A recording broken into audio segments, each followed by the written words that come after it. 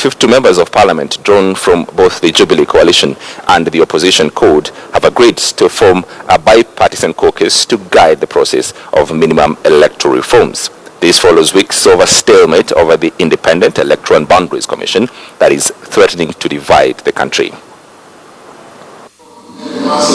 Thank you, Mr. Speaker.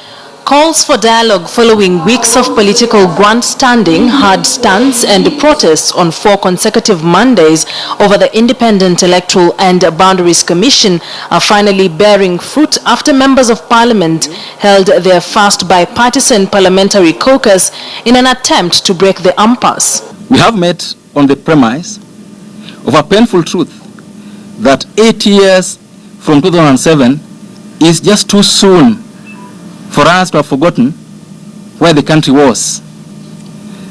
The aftermath of the 0708 elections cannot be gainsaid. Lessons from 1992 and 1997 elections are also quite instructive in dealing with the issues like the ones arising on IBC today. The 52-member team that will later include senators is out to quell the nagging IEBC debate that threatens to divide the country along political lines.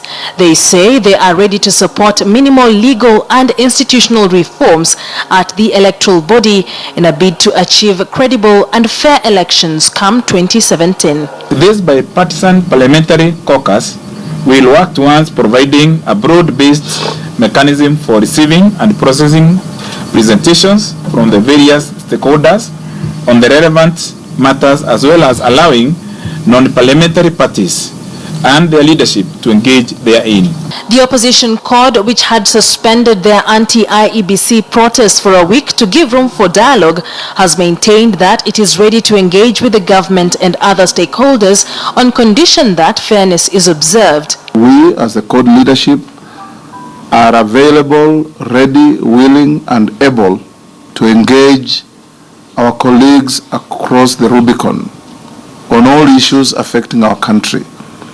We are not keen to see the country gripped by tension, gripped by fear, and neither are we happy to see the kind of bellicose statements, the threats and the unnecessary and unhelpful rhetoric that we see.